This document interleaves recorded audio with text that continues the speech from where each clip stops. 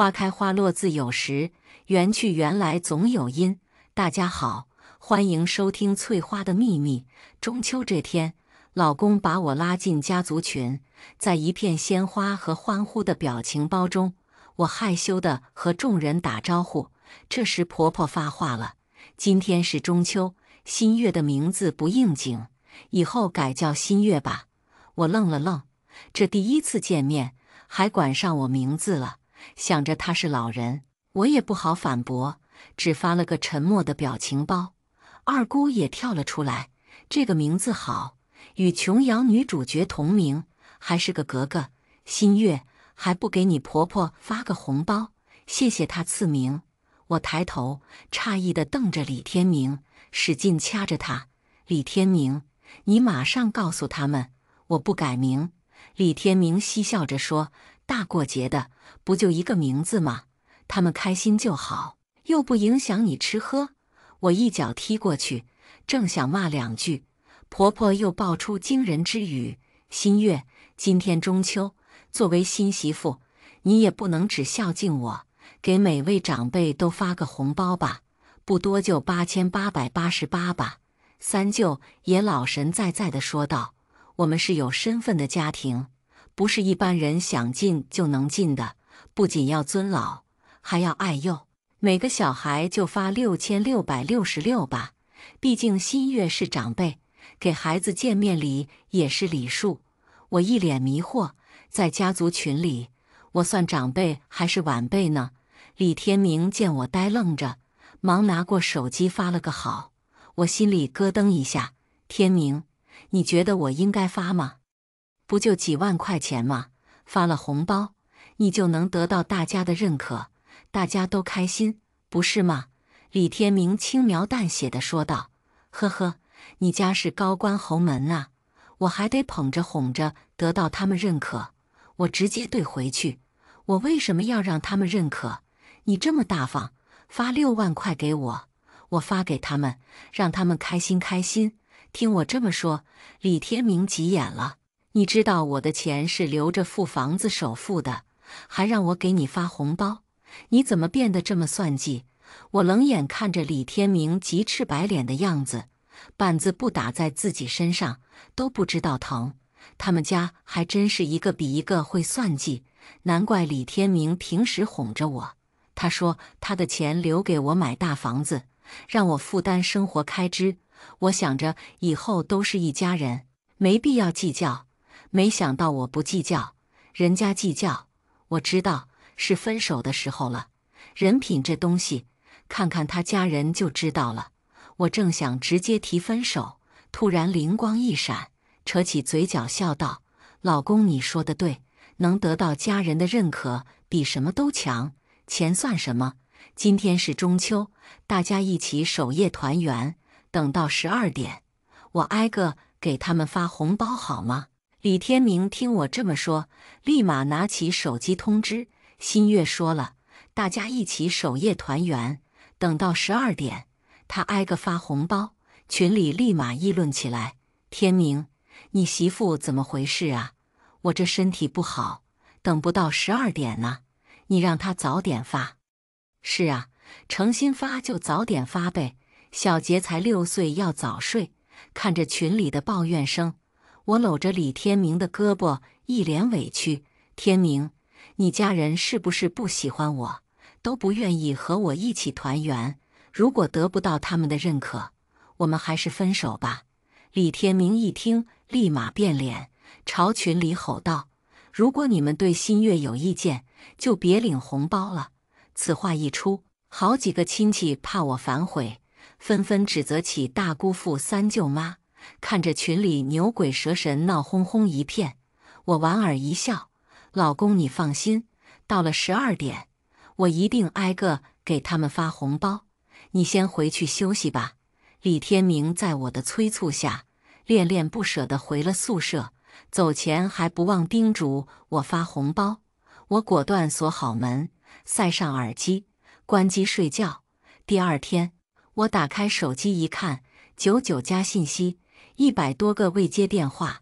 我点开李天明的微信，开始是问我准备好了吗？钱够吗？后面就是催促我快点发。到了12点半，基本就是歇斯底里的状态。董新月，你他妈耍我呢？再不发红包，我就和你分手。我又看了看群里的最后几条信息，基本都是骂我骗子，没有素质，让李天明踹了我。呵呵，没满足他们的算计，这就原形毕露了。我好笑地退出群，麻利地回复李天明一个分手，反手把他拉黑了。毕竟鬼出一滩，憋出一湾，你还指望把牛鬼改造成人吗？我跟李天明在中秋团圆节掰了。没过1分钟，李天明电话响起，我果断拒绝，拉黑。10分钟后，我家门砰砰响起来，李天明铁青着脸进了屋。董新月，你为什么不发红包？你知不知道大家都等你到12点？你这样让我很没面子。你什么意思？看见李天明，我已经没有耐心，我们已经分手了，你还来找我干嘛？自己都说了分手，现在还有脸问我什么意思？李天明拧着眉，片刻后脸上挤出笑容。好了，新月，昨天我也是气话，我对你这么好，你怎么舍得分手？我不怪你没发红包了，你也别生我气了。我好笑地看着李天明，我没生气啊，我只是看透了你家人的本性，你和你家人的处事方法让我大开眼界，我和你可能不适合，所以你也别废话了，麻溜点，收拾东西走吧。李天明涨红着脸说道，你自己言而无信，我都不计较了，还想怎么样？我付出这么多感情，你想分就分啊？不可能，这是赖上我了，还挺牛。我略一沉思，扬眉说道，不分也行，现在我们去看房子，房产证上要写上我名字。李天明立马圆睁着眼，我买的房子凭什么写你的名字？你这跟墙有什么区别？果然，你就是个物质的女孩，提前就露出真面目了吧？李天明轻蔑地看着我，似乎我已经傍了大款，主动现了身。哦，那你首付钱有多少？我能抢多少？李天明霎时炸了毛，怒气冲冲地指着我。行，董新月，既然你看不上我，我也不舔着脸求你。交往期间，我给你花的钱还我。昨天中秋，给伯父买的月饼茶叶也必须还给我。我瞠目结舌地看着李天明，中秋节他不过拎了一盒单位发的月饼茶叶，让我寄给我爸。我可给他家寄了2箱大闸蟹，2箱红酒。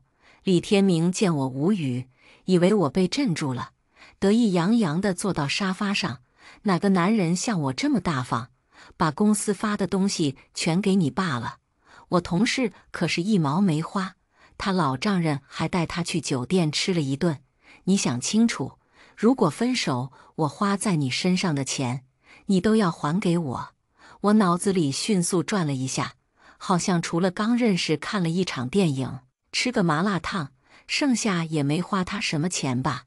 正式交往后，他说他的钱留着买房子，家里开支都是我在支付。也行，算算账，说不定我还能回一点本。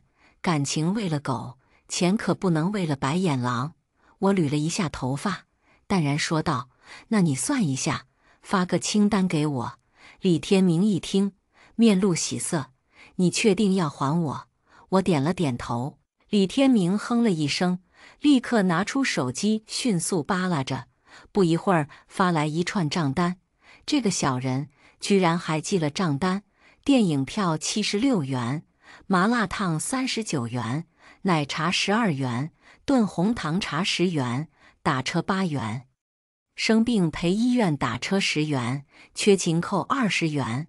李天明大度地说道，你心情不好，我陪你聊天话费的流量，电费就不收你钱了，一共3860元，你抓紧转给我吧。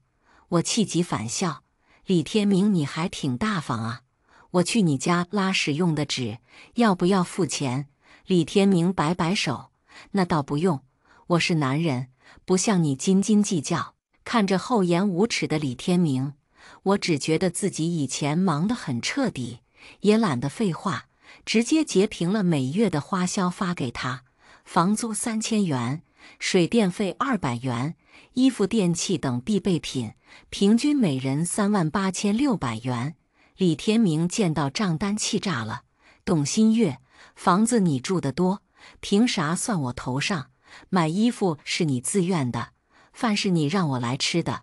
我讥笑地看着李天明，狗东西，原来我的钱是自愿花的，不用还，他的就是我逼迫的，要还。好一个双标狗，怎么你没住？你买的东西是我强迫的。李天明，1天之内把钱转给我，否则我把账单发到你公司群。听到这话，李天明眼中闪过一丝慌乱。他刚提小组长，可丢不起这个人。李天明张了张嘴，看我一脸讥笑，狠狠踹了茶几一脚，颤着嗓音道：“董新月，就知道你是个物质女孩，难怪我妈让我考验你。你想清楚，钱给你，我们就两清了。离开我这么优秀的男人，你别后悔。”李天明无能狂怒了一阵，见我懒得理他，不情不愿地给我转了钱。我愉快地点了收款，笑着回道：“我叫董新月，新月自己的月，不是月照大憨逼的月。还后悔？我只庆幸自己复明。”跟李天明彻底闹掰后，这段赌气的恋情也告一段落。这天我刚进公司，就看到不少人对我指指点点。正疑惑间，赵姐把我拉到咖啡间：“新月，你和李天明怎么回事？现在全公司的人都说你骗了他的钱。”我诧异地看着赵姐：“我什么时候骗他钱了？就他那点工资，值得我骗吗？”赵姐拿出手机，点开工作群。我定睛一看，原来有人在群里含沙射影地说我和李天明交往就是找免费的饭票。现在想攀高枝，就甩了人家，分手还威胁人家，让人家出房租、出生活用品钱。我咬牙切齿地看着信息，狗日的李天明，交往一场，我想着好聚好散，没想到他这么卑鄙无耻，居然背后阴我。我冷笑一声，既然他自己作死，我也不用客气了。我果断拿出手机，拨打了几个电话。这几天，李天明倒霉透了。本来谈好的合同，对方突然变卦了。李天明急得尿尿都发黄。自己刚提拔为小组长，要是谈不来客户，怎么服众？这天，李天明一大早就堵到停车场，总算逮到了大客户董总。董总拎着公文包，匆匆往办公楼走去。李天明死乞白赖地跟上去。董总好，我是天盛的销售组长李天明，你还记得吗？上次你去我们公司考察，特地和我们老总夸奖了我。董总皱了皱眉，你有事吗？董总，上次你不是说这个月订单给我吗？让我直接来找你的。董总上下打量了一眼李天明，板着脸说道：“再说吧，我现在很忙。”董总说着大步上了楼。李天明赶紧跟上去，眼看着董总进了会议室，李天明只好停住脚步，思索片刻。李天明摸到董总办公室，推开门，看到老板已被过去，一个人正举着手机玩着。李天明一时进退两难，最后硬着头皮打招呼：“你好。”老板已缓缓转过来。李天明蓦地睁大眼睛：“董新月，怎么是你？”我慵懒地看着李天明：“怎么，只能你来找董总？”李天明立马松弛下来，不屑地说道：“你一个小小销售员，董总能搭理你？别等人赶了，自己识相点，赶紧走吧。”“哦，你意思是董总搭理你？”李天明面露得意：“董总对我青睐有加，已经答应把订单都交给我。我这不是来谈谈吗？”说着不耐烦地摆着手：“你赶快走，我们领导层的事不是你能知道的。”李天明说着，拉住我胳膊往外拽。我正要对回去，董总走了进来。李天明见到董总，立马换了一副谄媚的表情。董总，不知道怎么跑进来一个推销员，我马上帮你赶出去。董总虎着脸看着李天明，什么推销员？谁放你进来的？我甩开李天明的手，嬉笑着跑到董总面前。董老板，你怎么才来？月儿都等你半天了。董总立马换了个脸色。小月月，今天怎么舍得来看我？是不是想我了？李天明瞠目结舌地看着我，抖着手指着我。董新月，你真不要脸，难怪要和我分手，原来是攀上董总了。说着，激动地看着董总。董总，你别被这个女人骗了，她就是个见钱眼开的女人，以前是我女朋友。我发现她是捞女时，果断和她分了手，她还讹了我3万多块钱。董总立马虎目一瞪，呵斥道：“住嘴！你是什么东西，敢这样说月儿？信不信我让你滚出离城？”李天明诧异地看着董总，陪着小心道：“董总，我说的是真话，她真是个捞女，心机还重，让我给她交房租、出生活费养她。”董总鄙夷地看着李天明：“让你养她？你知道她是谁吗？就凭你那3两个工资，能养得起她？”李天明狐疑地看着我，嗫嚅道：“不就一个外地来的穷丫头吗？穿的衣服没一件是牌子的，鞋子都是地摊货，颜色都旧了。”我不由暗笑起来，原来我澳洲定制款的衣服叫没牌子，磨旧的 Jordan 定制鞋是地摊货。董总不由摇了摇头，气笑了，随即板起脸训斥道：“新月是我侄女，你胡说什么？如果我再听到你胡说八道，打断你的腿！”李天明一愣，不可置信地盯着我：“董总，你不会开玩笑吧？就她一个小小销售员，能是你侄女？”我好笑地看着李天明：“怎么，销售员就不能有老板叔叔？”董总拧着眉，无语地看着我：“月儿，这就是你逃婚自己挑的玩意。你爸妈要是知道，现在就能从米国飞回来，把你绑回去。”我立马讨好地挽住董总胳膊：“小叔，你就别告诉爸妈了，以后我都听你的好不好？”说着，我使劲摇着小叔胳膊。小叔气哼哼地点着我额头：“还要自己闯江湖吗？来不来公司帮我？”我忙狗腿的点头：“来，来，今天一大早不就来了吗？”小叔立马笑起来：“这还差不多，你去人事看看，想从什么职位开始，和他们说一声就行，不行就从副经理开始，我让老李带带你。”我一刻不敢耽误，点头应允了。先过一关再说，如果老爸老妈知道我偷偷找了个人渣男朋友，别说停我的卡了，人都敢把我关起来。爸痴迷音乐，目前在米国加州大学任教授。老妈是画痴，天天四处采风画画，已经开过10次个人画展。家里的一摊子铜锈就交给了小叔管理。每当小叔抱怨时，老爸老妈总是把大饼画得又圆又香。你放心，小月就是你亲闺女，长大以后就去公司帮你，到时候给她找个对象联姻，女儿女婿都去公司帮你，行吧？小叔是爸拉扯大的，只能暗地里一边抱怨，一边盼着我给他带回个女婿。没想到老爸刚让我相亲，就遭到我强烈反对。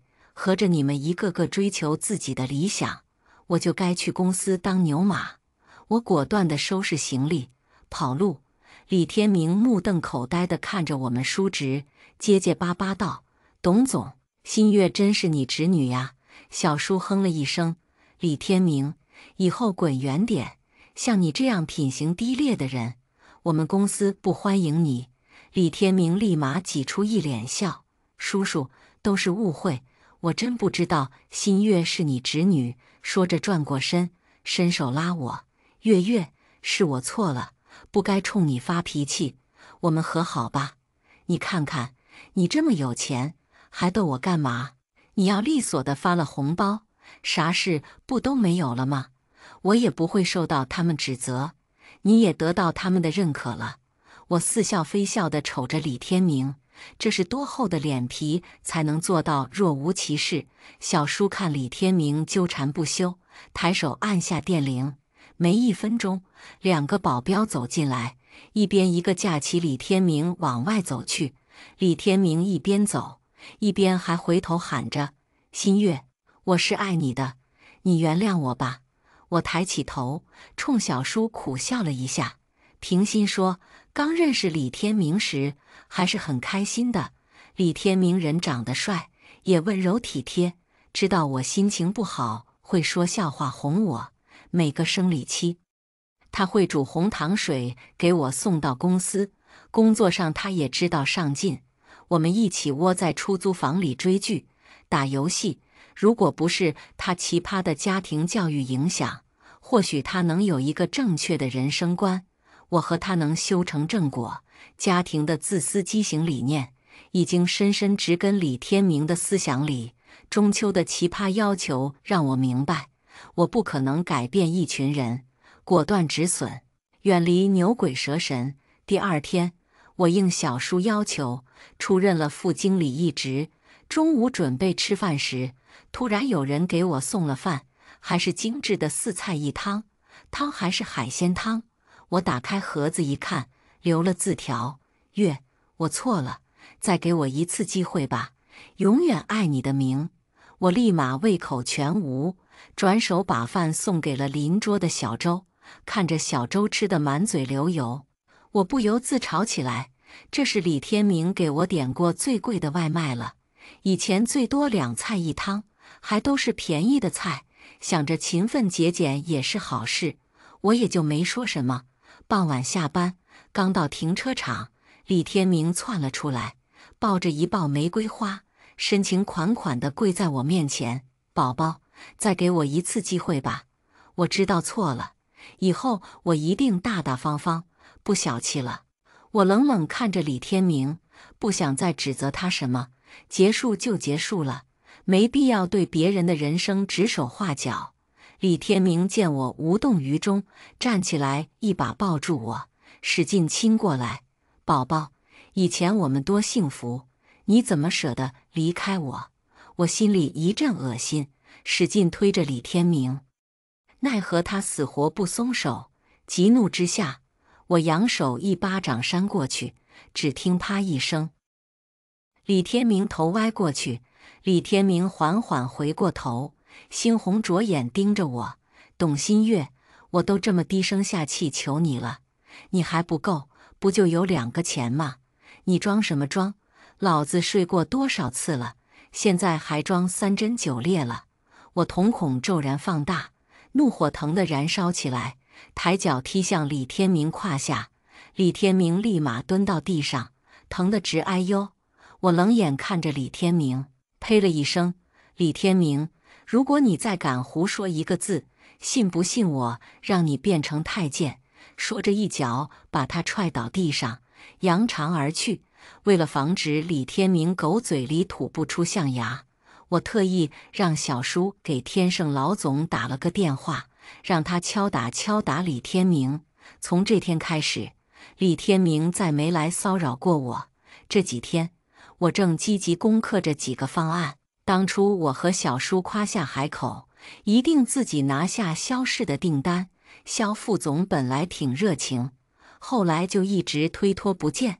没办法，我只得发挥守株待兔精神，每天睁大眼睛守在停车场，见到肖副总就把方案递到他手上。肖副总哼2声，扬手扔到地上，开车离去。我蹲下身，捡起方案拍拍灰，重新放到包里。一连几次，肖副总见到我都烦了：“小丫头，我已经采用天盛的方案了，你就别缠着我了。”我撑起笑脸：“肖副总，你不是说我们方案很好吗？为什么又不用了？”我没有别的意思，就是想请肖副总指点1、2。争取下次更好合作。肖副总无奈地看着我，叹口气说道：“小丫头，你这种敬业精神确实不错，不过我们也是有原因的。你自己得罪了不该得罪的人，我也没办法。”听了肖副总的话，我一头雾水。任职以来，我一直和气待人，能得罪谁？最后我还是向肖副总道了谢，表示会尽快调查清楚，争取下次合作。回到家，我想了一夜，突然茅塞顿开。天盛，除了狗东西李天明，还能有谁？不过李天明也就一个小组长，哪有那么大的权力？我决定跟踪李天明，看看到底怎么回事。这天，我跟踪到楼下，突然看到路边冒出一辆车，李天明3两下窜到车里，车子冒着黑烟，急速而去。大白天，这是干什么？我快速启动车辆，远远跟着。车子在郊外一个民宿停下来，只见天盛副总王翠玲挽着李天明，扭着胯眉飞色舞地走进民宿。我站在民宿不远处等着。约莫2小时后，两人亲热地走了出来。我果断按下手机，拍下了两人拥吻的照片。在里面还没够，出来还黏糊，真够浪的。看着王翠玲肥胖的脸，我不由呸了一口。李天明啊，李天明，你真是狗急跳墙了。为了前途真能下去嘴呀，难怪最近处处不顺，8成是李天明吹了枕边风。人不犯我，我不犯人。李天明、王翠玲，既然你们动我的蛋糕，别怪我没好果子给你们吃。第2天，我找侦探详细调查了一下王翠玲。王翠玲老公被派往国外负责新公司，王翠玲带着儿子，婆婆在国内。我呵呵笑了，原来是各取所需呀。周一的清晨，天盛集团出了一个大新闻。在例会上，副总王翠玲的婆婆闯进会议室，手撕出轨儿媳妇，怒打勾引儿媳妇的小白脸李天明。销售组长李天明的老妈带着他2姑3舅，怒骂不要脸的老女人王翠玲，并把王翠玲的婆婆打进了医院。我笑看着各种小道消息，不停啧舌。当然，王翠玲的婆婆是我通知的。我把侦探给的照片、两人的开房记录，还有王翠玲给李天明的花费账单悉数交给了老太太。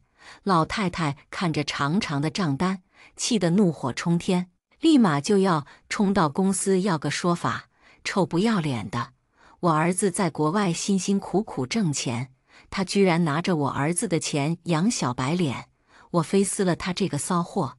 我体贴地告诉他，你一个老太太，年龄又大了，自己去找他算账，万一被不小心推下楼，出了意外，不是便宜了他们吗？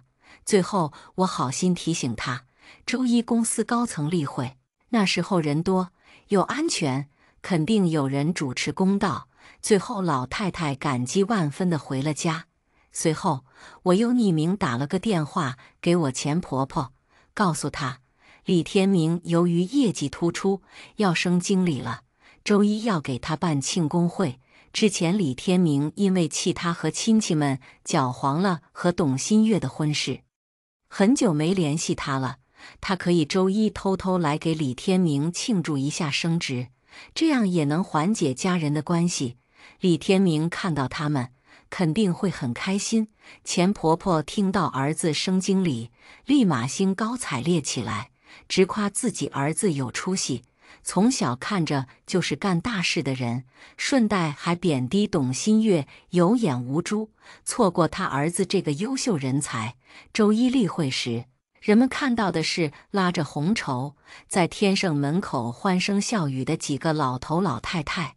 随着围观的人增多，一个老太太从公司里追着李天明打出来，一边打一边骂。在片刻的愣怔后，两帮人迅速厮打在一起。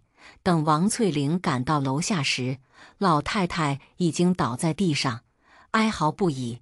第2天，王翠玲老公火速从国外赶了回来，不愧是干大事的人，迅速报警、起诉、离婚。离婚也很简单，王翠玲婚内出轨事实俱在，法院也迅速判处准许离婚，并追回出轨花在第三方身上的钱财，一共12.6万。至于打人事件，警察调查后启动司法程序，正式拘留了我前婆婆、前二姑、三舅等人，事实俱在，也不用辩解什么。一审判决前婆婆故意伤害罪成立，判处有期徒刑1年，赔偿医疗费、精神损失费28万。二姑、三舅等人也分别判处几个月不等的刑期。这次绯闻闹得沸沸扬扬，天盛处在舆论的风口上，天盛集团老板迅速开除了王翠玲和李天明。这场风波随着离婚、开除落下了帷幕。这天，我正往停车场走去，李天明突然窜到我面前：“新月，你帮我一把吧。”我警惕地看着李天明，一脸胡子拉碴，头发油腻腻地贴在头皮上。“你想干什么？”李天明祈求着说道。“你借我点钱，不多，20万就行。”说着伸出了2根手指，放到我面前。我好笑地看着李天明：“凭什么呀？你觉得以我们现在的关系，我应该借钱给你吗？”李天明立马讨好地看着我：“新月，一日夫妻百日恩，好歹我们好过，你不能见死不救啊！”“哦，我怎么还成见死不救了？怎么回事？”李天明恼怒地说道：“王翠玲这个蠢女人，害死我了！她老公现在要我返还所有花在她身上的钱，我的钱都交了医疗费赔偿金，真的1分都没有了。”李天明说着上来拉我：“新月，如果我不返还他的钱，他就申请强制执行，我会被抓起来的。你就念在以前情分上，帮我一次吧。”我忍着笑意，躲开李天明的臭手：“你找我也没用，不如去求求你的亲亲翠玲宝贝，说不定他能拿自己的私房钱帮你一把呢。”李天明一听，立马露出憎恶的表情：“别提他个贱女人了，花钱都是他自愿的吧？我可没有强迫过他。现在他翻脸无情，居然也让我返还他送给我的东西。我伺候他那么长时间，难道不需要付点钱补偿我吗？床上宝贝宝贝叫得欢，没想到下了床就翻脸不认人，还责怪我害了他。”李天明说着，眨着桃花眼，深情款款地看着我：“月月，其实我心里真正爱的是你，一直没有忘记你。和那个老女人在一起时，我脑子里想的都是你。”一股恶心从心底涌出上来，我差点把早饭都吐出来。我一脚踹到李天明大腿上：“李天明，你吃屎去吧！”我一直以为李天明只是算计、自私，没想到如此厚颜无耻。李天明倒在地上，舔着脸说道：“新月，只要你能消气，你使劲打，我乐意让你打。”我实在忍不住，呵呵笑出了声。天天搂着别的女人意淫老娘，这口气怎么也得出了。李天明，你真愿意？李天明立马欣喜地点点头，眨巴着眼，像只哈士奇，傻乎乎地看着我。我呵呵笑了，扬手一巴掌扇过去：“不就一巴掌吗？我开心最重要，是吧？”李天明一愣，随即捂着脸，脸上的表情可谓五彩纷呈。最后讪讪地说道：“打得好，谁让我惹月月生气？”说着匍匐向前一步，昂着头说道：“月月，只要你能消气，继续打，打过你就帮帮我，好吗？”看着李天明厚颜无耻的模样，我突然感觉很没劲，抬手从包里掏出1摞钱扔到他脸上：“滚，以后别出现在我面前。”李天明看着地上的钱，立马变了脸，腾一下站起来：“董新月，你别欺人太甚，我都像孙子一样求你了。”你就给我这么点钱，你就是冷血无情的畜生！我冷冷看着李天明，我让你求我了吗？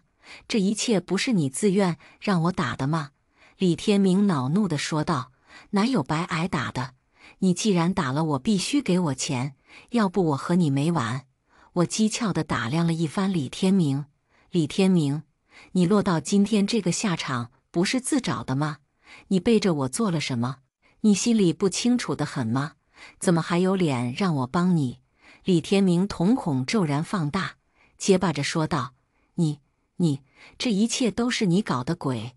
我俯身过去，轻轻说道：李天明，这就是你心术不正的代价。如果你再搞小动作，你信不信我让你也进监狱？说完，我转身朝停车场走去。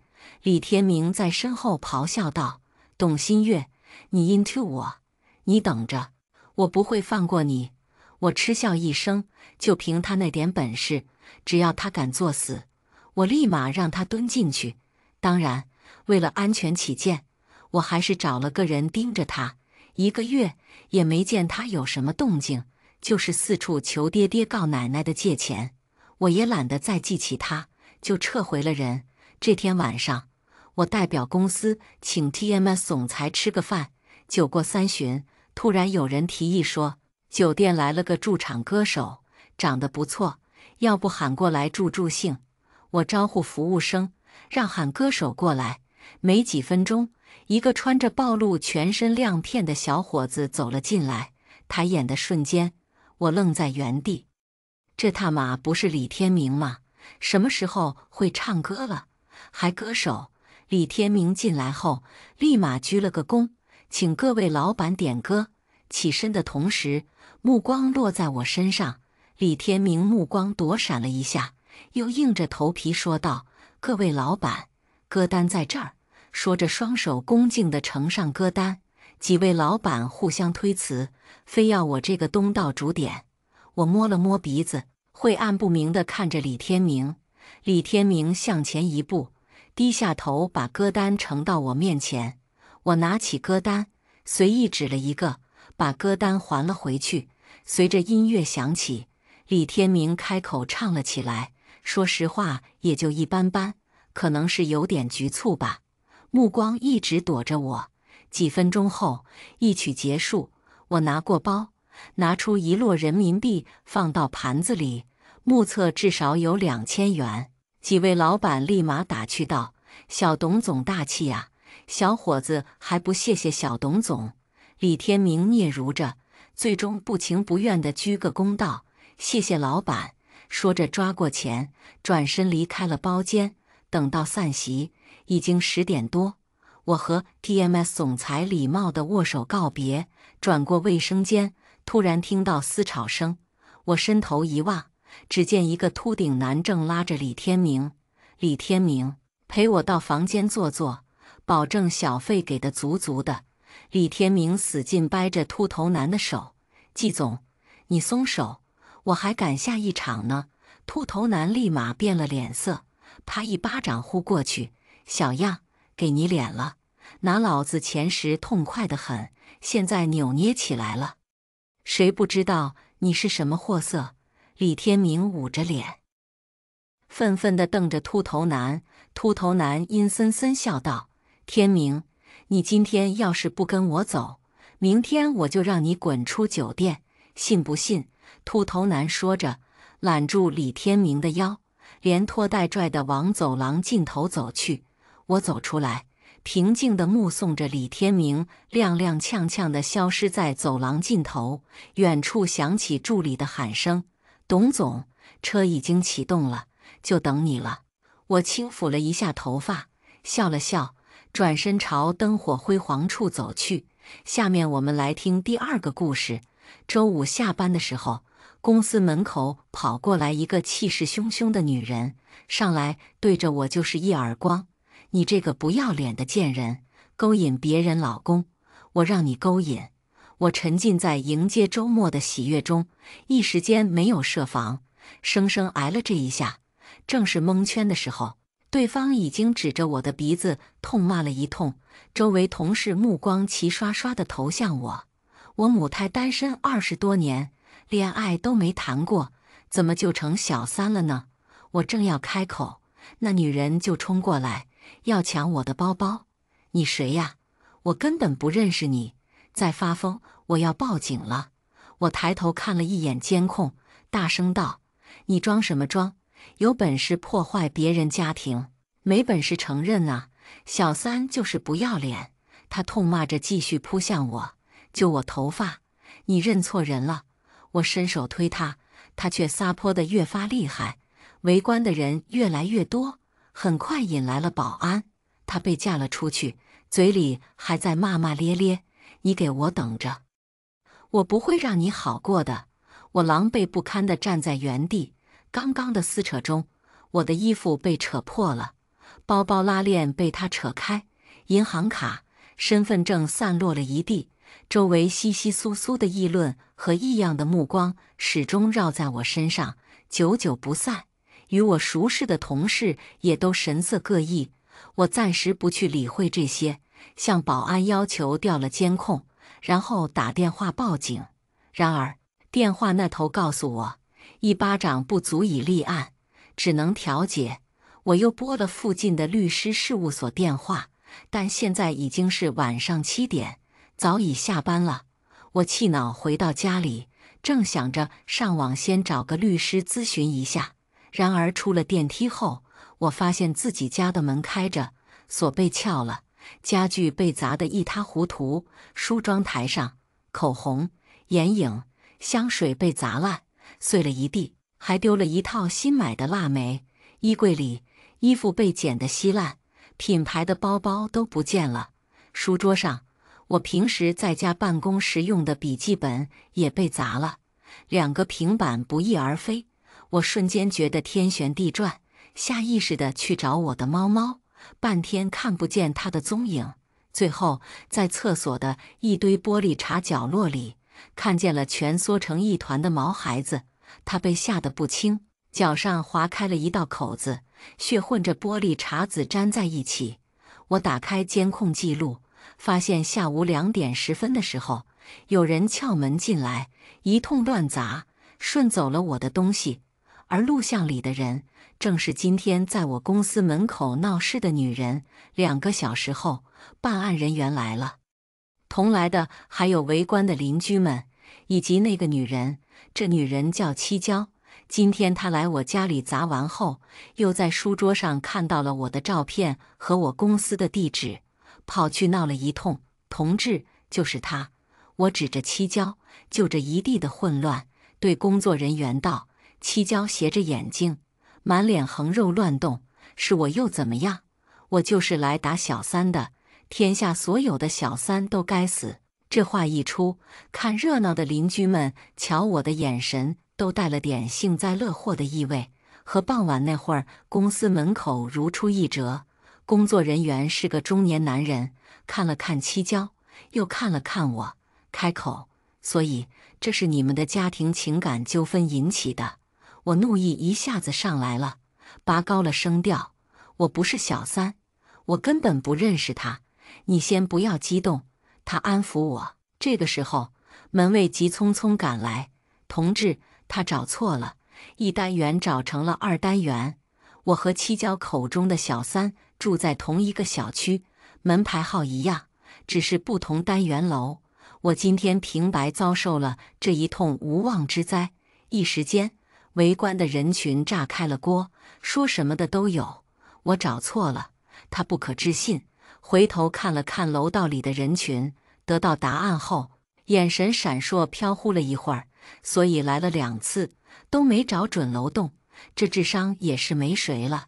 他很快又恢复了方才的跋扈，轻蔑地横了我一眼：“你不是就最好。”说完，他大摇大摆地准备离开。等等，我对着办案人员说：“我的损失预估超过20万。”他涉嫌盗窃，加上今天当众殴打我，我要求立案。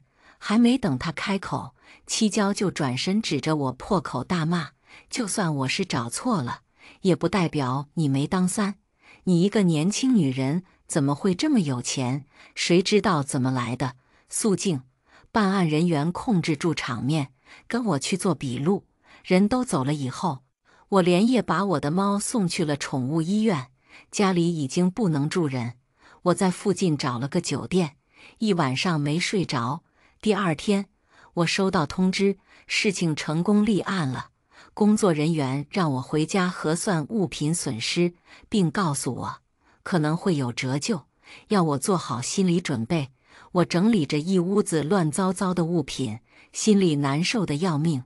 可这个时候，七娇在公司门口殴打我的视频被人传上了网，视频上了热门第一，底下几万条评论都在骂打得好，对待小三就应该这样。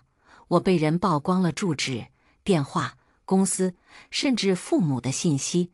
我的手机里收到了无数骚扰电话和谩骂的短信，除了义愤填膺打小三的女人们，还有猥琐的男人。第三天，我爸妈在老家收到了网友寄的花圈，上面还附着纸条：女儿伤风败俗，做父母的责任。平时关系不错的同事在朋友圈发文，知人知面不知心，小三竟在我身边。从前追求过我的男生发信息来嘲讽我，说你当初为什么拒绝我？原来是给有钱人当小三去了呀。然而我来不及去理会这些，我向公司请了5天假，在家里核算损失，提交证据给律师。第4天下午，可是门铃里出现了一男一女2个年轻人。这几天上门来看热闹和骚扰的人真不少，多是附近的闲散居民。但这2个人扛着相机，背着电脑包，倒像是来办公的。姚鑫女士您好，我们了解到您这段时间发生的事，想邀请您做个专访。他们是一家自媒体，在全网有100万粉丝。眼下我正需要一个发声的渠道，所以我答应了。整个采访过程很顺利，我把自己在公司门口的遭遇、家里的损失清单和失窃的物品都罗列了一遍，在镜头底下一一说明。然而快结束的时候，那名男记者突然用话筒指着我，镜头以一种不友善的角度对着我的脸：姚女士，您刚刚所列的财物都是您个人合法所得吗？我觉得有些奇怪。当然是了，为什么这么问？哦，我们只是走常规的问询流程。他解释着，又把话筒指向我。七娇女士说，您是介入她家庭的第三者，您对此有什么要说的？我摇头，我并不认识他们，是他找错了门。那为什么没找错别人，偏偏找了你？我一听这话里的恶意，下意识地回怼：所以你这是受害者有罪论。他眼神轻佻，可是你有没有想过，小三破坏别人家庭，原配才是受害者，那跟我有什么关系？我都说了我不是小三。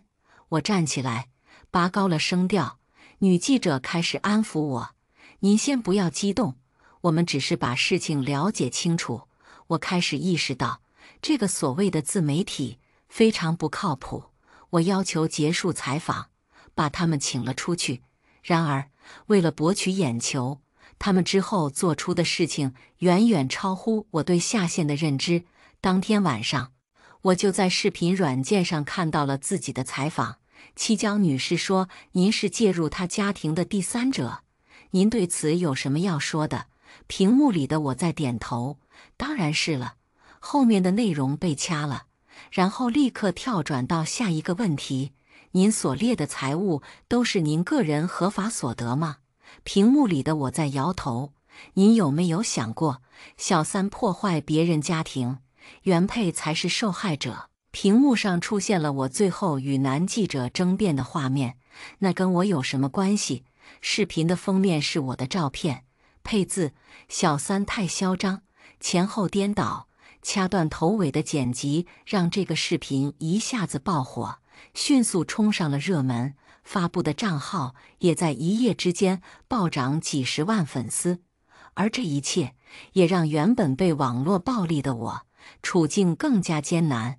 先前委托的律师打电话来，语气颇有些无奈：“这些人都是为了流量没有下线的，你怎么就相信他们了呢？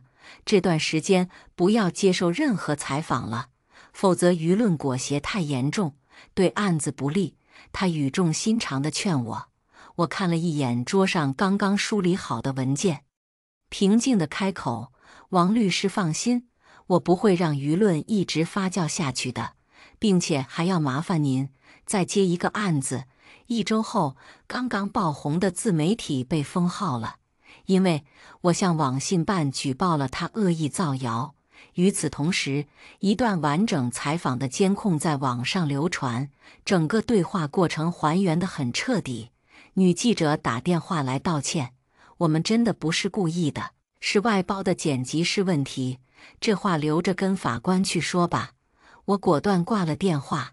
没错，我委托王律师以名誉权向法院起诉那2人，索赔20万精神损失费。那天他们一来的时候，我就察觉到那男记者眼神不善，轻蔑的笑意让人不舒服。我留了个心眼，监控、录音都安排上了，就知道我们欣欣最聪明了。客厅里，闺蜜糯米捏着我的脸，把一块瓜塞进我嘴里。这些天，她担心我安全，每天下班都会来陪着我，也是她帮着我一起收拾房子，陪着我走过这段焦头烂额的日子。我还记得事情发生的第2天，对着家里的满地狼藉，加上铺天盖地的舆论风暴，我一个人蜷缩在角落里哭，而他风尘仆仆地出现在门外，跑得上气不接下气，开口的第一句话就是：“打你电话不接，快吓死我了。”我满腹委屈地倾诉自己被冤枉时，他一语点醒了我：“你是不是搞错重点了？现在的问题是入室盗窃，而不是证明你是不是小三。有没有一种可能，他一开始就是冲着你的钱来的，打小三只是一个幌子？”我一时间怔住，竟然从没想到这一层。七椒将我贴上小三的标签，让我彻底污名化，那我就会挣扎在道德自证的漩涡里，公众的目光也会聚焦于原配和小三的话题上，而忽略了他本身的违法行为。网上说话不必负责，所以很多人会将生活的戾气诉诸网络，而太多时候，因为人们只会相信他们愿意相信的，所以想要舆论反转，须得一步一步来，就从那家颠倒是非的自媒体开始。2天后，一篇名为《猎巫》的文章在朋友圈刷屏。中世纪的欧洲有一场持续了300年的罪恶，那就是猎巫行动。那时，只要一个女性被指控为女巫，无需任何证据就可以将她定罪，她的所有财产都会被没收，然后被活活烧死。300年间，数十万计的女性就以这样的名义被迫害致死。而今天，成长在阳光下，身处文明社会里的我们，指控一个小偷需要证据，指控一个女孩是小三，却无需任何证据。大街上殴打一个女孩，扒她的衣服，只要说她是小三，就成了大快人心的正义之举。人贩子要抓走一个女孩，只要说她是小三，围观的人群只会拍手叫好，无人会报警。入室盗窃这样恶劣的行径，只要一句打小三，就可以轻轻接过。一个打人的视频，随意配上文字，就可以认定一个女孩是小三，肆意施以网络暴力。他们并不在意真假与否，只是沉浸在打小三的快感里，享受着道德与正义的光环。婚姻不幸的女人需要一个发泄的出口，猥琐的男人需要一个供他们臆想的对象，他们都需要小三，为他们贫瘠的精神和一潭死水的生活激起波澜。文章爆火之后，我把七椒在我的家里打砸抢的监控也发布了出去。录录像中清清楚楚，他进门以后换上我的鞋，直奔我的房间而去，在柜子里翻找了好一会儿，把品牌包包都拿了出来。然后他又开始翻床头柜和梳妆台，把未开封的柜架的护肤品和彩妆都塞进了包包里。再后来，他翻书桌，把平板也装进了包包里。最后，他开始捡衣服、砸电脑、摔家具。做完这一切后，他又去厨房里打开冰箱，往里面张望了一会儿，取出一瓶益生装的进口鲜奶。喝了几口后，扔在了地上，又拿了一把草莓往嘴里塞，吃得满嘴红字，没吃完的他都扣在了地上。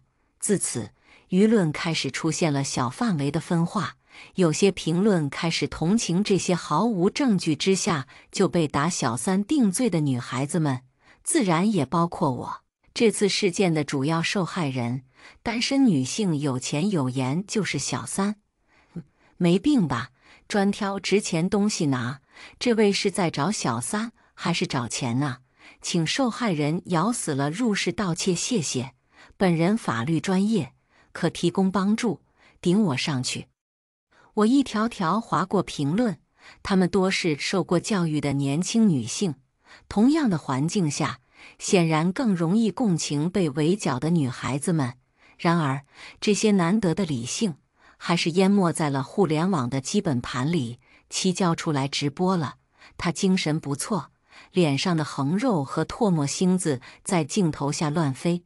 她说，她陪着老公猪头山白手起家创业，为了照顾孩子，选择回归家庭，做了全职妈妈。有弹幕质疑她为什么要做全职妈妈，她脸色一变，豪横道：女人上班最多也就月薪3000，有什么资格瞧不起全职妈妈？谁说全职妈妈不是独立女性？我为她照顾家庭，教育子女，帮她把家里打理得井井有条，是我让她没有后顾之忧，出去拼事业。我是伟大的妻子，也是伟大的母亲。每个成功的男人背后都有一个优秀的女人。说这话的时候，她满面骄傲，俨然一副事业有成的女强人模样。她为他生育了2女1子，操持家务多年，践行着她认知里的伟大。而她却以应酬为借口，回家越来越晚，常年与外面的女人保持联系，赠与对方巨额现金和房子。她用我们的夫妻共同财产养小三儿，我砸了小三的家，只是拿回属于我们夫妻的东西而已。他眼中满是得意，一副胜利者的姿态。有条弹幕划过：证据呢？他拿出了一本结婚证，高高举到镜头前，看清楚了，这就是证据。只要结婚证还在我手里1天，你就是小三。弹幕上一水的好，姐姐威武，这才是原配正宫的气质。小三就是该打。周一上班的时候，尽管我做好了足够的心理准备，但走进写字楼时，周围猎奇的目光还是让我很不舒服。晨会上，我作为项目组长开始布置任务，同组的2个年轻男同事在交头接耳，都被人家原配打上门了，还有脸来上班，脸皮够厚的。是啊，才来1年就压着我们，谁知道他是靠什么上位的？我停下声音，抬眼看向角落里的2人，有什么意见大声点说，让大家都听听。闻言，那2人一个噤了声，另一个依旧满脸不屑。我只是觉得一个私德有亏的人不适合做领导。他仰着下巴，斜眼看着我。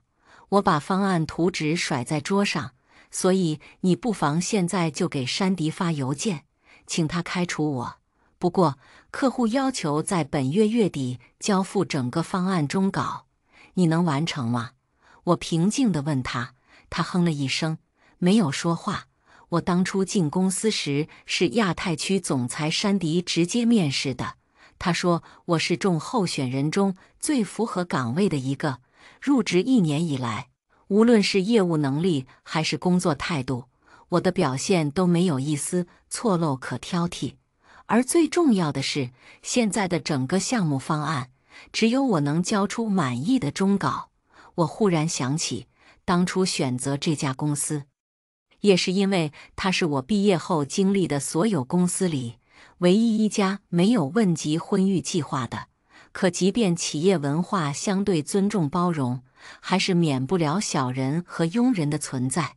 作为女性在职场上的路，从来不是一帆风顺，忍让不是办法。我把目光投向整个会议室，看着众人。我不想在工作场合做无谓的自证，大家都是成年人，应该都有独立思考的能力。事态尚未分明的时候，理性思维与盲目跟风，到底哪个可取，应该都明白。针对我的遭遇感兴趣的，欢迎下班后跟进。我问心无愧，自然也不怕小人作祟。说完，我又看向刚刚那位男同事，自认为接得住我这个位置的，欢迎良性竞争。他脸色不太好看，有些吃瘪的样子。他大概是不会明白，为何他入职3年没有晋升，管理岗需要人时，公司宁可对外招薪，也不愿意让他顶上吧。不过这不重要了。今天我这样一番声明之后，在公司里，我就不用再句飞短流长。所谓的社会性死亡，当我直面的时候，并没有那么可怕了。想要毁掉一个女孩，与性有关的谣言最致命，这是几千年来加于女性的道德枷锁。但只要我不再拘泥于这份荒唐的道德，那么枷锁也就捆不住我了。下班回来的时候，我在小区门口快递柜里取律师寄来的回执。门卫看到我，目光很是同情。小姑娘啊，这件事情我全程都是知道的。那天他就在这里问我一单元怎么走，后期你需要证人的话，我可以帮忙。我说好，谢谢大叔。临走的时候，他又开口，其实他要找的人就住一单元，门牌号都和你一样。如果你找出了真正的小三，那不就可以证明你是无辜的吗？现在七娇咬死了我是小三，我百口莫辩。门卫大叔这样的提议，好像真的有道理，但是我谢过他的好意，摇头离开了。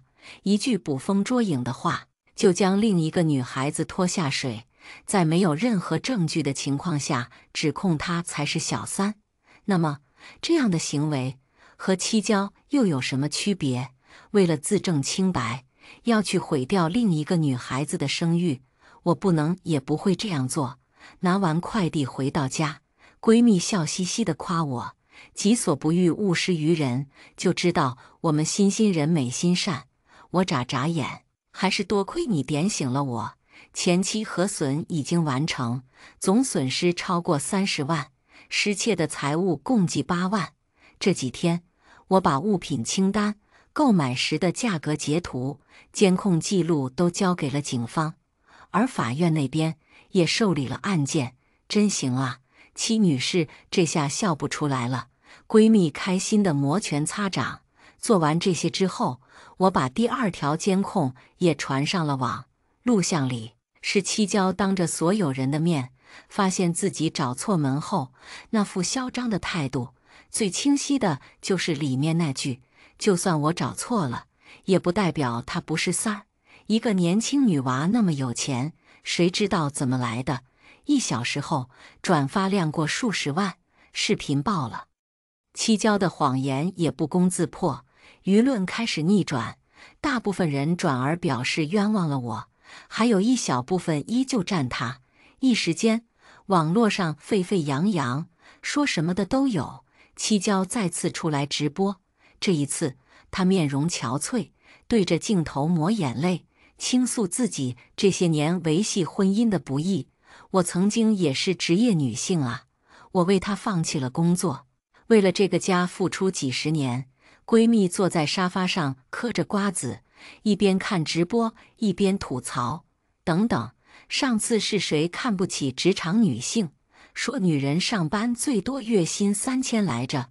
我忍着嗤笑，继续看屏幕，里头七娇继续嚎丧。我为她生儿育女，她却在我怀二胎的时候有了外遇。闺蜜再次吐槽，2个女儿1个儿子，二胎的时候就发现不对了，竟然还能拼3胎，怕不是想生个儿子留住她的亲老公。找错门是因为我实在是气昏了头，毕竟小三谁不恨呐？再说了，她一个年轻的小姑娘这么有钱，很难不让人多想。那模样也不像是正房的长相。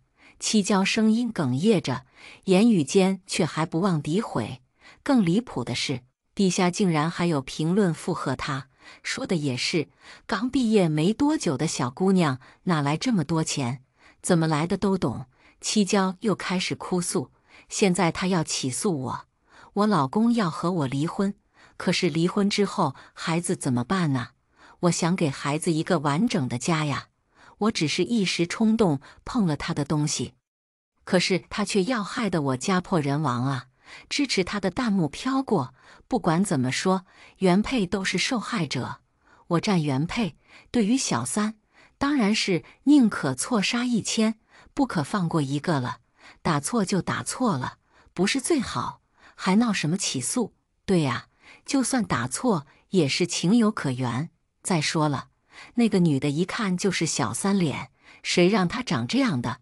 不打她打谁？苍蝇不叮无缝的蛋，怎么没找错别人，偏偏找错了你？怎么不从自身找问题？闺蜜气得想砸手机，我及时拦住了她。现在还支持七娇的，多是和她一样打小三打疯魔的女人和妒忌心作祟的男人，酸葡萄心理，根本不必理会。至于七娇，已经是秋后的蚂蚱，蹦跶不了几天了。提交证据的第3天，我接到了办案人员的电话，问我是否接受调解。我自然是一口回绝。同志，异地而处，如果你遇到了这种事，你能接受调解吗？我的声音有些激动，电话那头却听不清对方的回答，只有些嘈杂的争吵声和孩子的哭声。我心中闪现出不好的预感，而我的猜测也确实没错。这一天中午的时候，公司楼下来了2个女人，还带着2个孩子，她们是七娇的姐姐和妈妈，2个孩子是七娇的女儿。有了上一次的教训，这一次我做好了充足的应对准备，打了安保经理的电话再下楼。其母一见我就哭嚷着要上来拉扯我。小姑娘啊，你放过我们家七娇吧，她也是一时糊涂啊。我避瘟神一样往后退了几步，道歉有用的话，还要警察干嘛？何况你女儿可没觉得她做错了呢。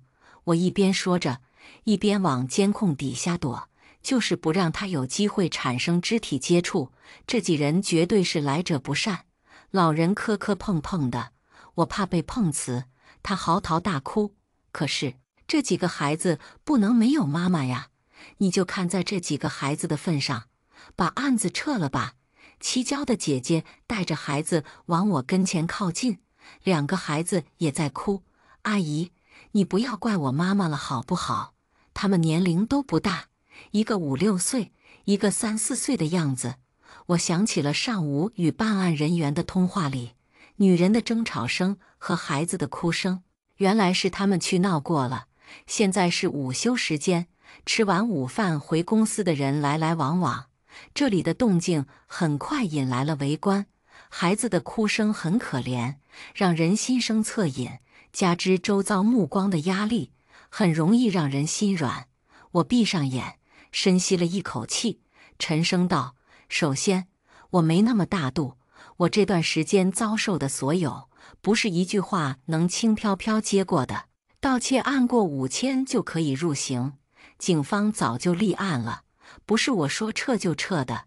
你女儿自己恶事做尽，到头来不知悔改，让老人和孩子来闹事博取同情，这样的人更不值得任何的善意。至于七娇为什么让亲妈带2个女儿来，而不带她的宝贝儿子来，那就不得而知了。我说完话，不再看他们，准备上楼。七娇的姐姐喊住了我：直系亲属如果有案底，会影响2个孩子将来的工作呀。你这样是毁了3个孩子的前途啊！我气笑了：你搞错了，毁了他们前途的人不是我，是他们的妈妈。这个时候，安保经理带着人过来了。我转身进了电梯，而他们被拦了出去。1周之后，七娇被拘留了，她会被提起公诉，负刑事责任。而由于我的大额损失，我要求在刑事诉讼的基础上附带民事诉讼，向她索赔财务损失20万，精神损失费10万。开庭在即，我却接到了七娇丈夫猪头山的电话，想让他坐牢，你尽管告，但是想要赔钱不可能。我跟他已经离婚了，我家里的钱都是我赚的，他没份儿。电话那头粗粝的声音骂骂咧咧，我仿佛看到了一个大腹便便的男人。可七娇当初煽动网暴我时说了，那都是你们夫妻共同财产呢。这2人真是天生一对，一样的厚颜无耻，那是他的事情。总之，你别想从我这里拿到1分赔偿。他继续吼：那就等法院宣判吧。我不想过多搭理他，说完就挂了电话。多可笑！七娇为了这样一个男人，满世界打小三，而对方在她即将入狱的时候果断离婚，半分财产也不想留给她。从孩子的年龄推算，她丈夫不忠，至少有4年。4年期间，她有足够的时间为自己做规划，可她想的却是再生一个儿子。有了儿子，她就会回头了。当一个人长期处在附庸的位置，最可怕的并不是经济不能自主，而是会逐渐忘记自己生来是一个完整的人，自己也拥有独立前行的能力。女孩子们长期被这样的环境规训，一直被告知职场只是暂时，将来要回归家庭，是多么可怕的一件事。开庭的那天，整整3个小时，七娇一直恨恨地瞪着我。不过没关系，她很快就只能去牢里瞪了。她被判了5年，赔偿我的费用一共30万。其实她和猪头山还未做财产分割，这笔钱会由法院执行，从她的家庭账户里划给我。出来的时候，天空中飘起了小雪，庭外等着好些记者。这件事一开始就在网络上热度很大，后来反转又反转，引起的争议更是一直没停过。所以，即便迎着风雪，也有一大群媒体人要来等一个结果。本市晚报的记者上来采访我：姚女士，对于之前被当作小三的事，您有什么感想吗？我对着镜头，平静泰然。希望天下间已婚人士对自己的婚姻做到足够的忠诚，但在婚姻中负有契约责任的只有夫妻2人，结婚证只能证明你们2人的婚姻存在，不能证明任何一个女孩是小三。所以，当你的另一半不忠时，你要做的是重新审视这段契约关系，而非满世界打小三。我的回答让记者有些意外。他继续问：所以您是反对打小三吗？我大大方方的点头。